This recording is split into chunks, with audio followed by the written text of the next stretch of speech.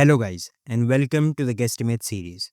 From this video on, we will start solving guesstimate questions that have been asked in multiple interviews. If you are new to these, you just need to know that guesstimates are questions asked to check whether you can calculate things without having any information about them. These are asked in interviews for roles like data analysts, consultants, product managers, basically any role that requires you to deal with huge numbers. And the interviewer isn't checking your answer. They are only looking at how you approach the question. So without any further delay, let's look at the first question. Estimate the number of YouTube videos watched per day. This might look like a very straightforward question, but remember it has been asked in companies like Amazon and Google. So before jumping right into the solution, we will first ask the interviewer a few clarifying questions. Clarifying questions are asked for two reasons. One, it shows the interviewer that you have listened to the question very carefully.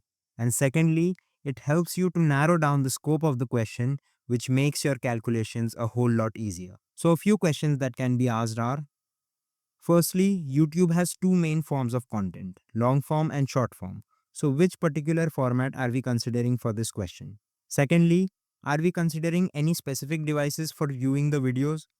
Thirdly, what geography are we considering? For example, are we considering only the videos watched in India or somewhere else? So for the first question, we will only consider the long form videos. For the second one, we will consider all smart devices such as smartphones, laptops, televisions, etc. And lastly, we will consider the complete global population for this question. Now we will roughly build out our framework on the basis of which we will do our numeric calculations. We first consider the global population, then we narrow down to the people who actually have access to YouTube. For example, China has banned YouTube in its country, so its population does not have access to it.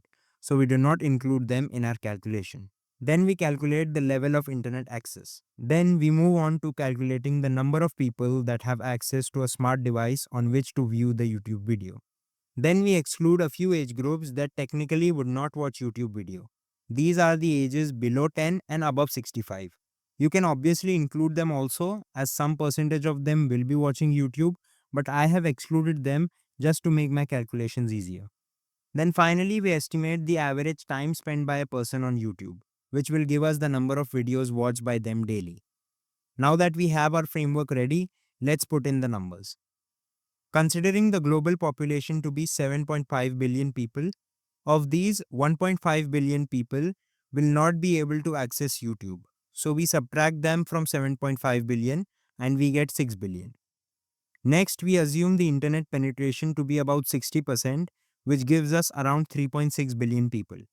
Of these, considering 60% have access to a smart device, we get 2.2 billion people. Now, assuming 30% of these people lie in the age groups of below 10 and above 65, we are left with 70%, that is 1.5 billion people.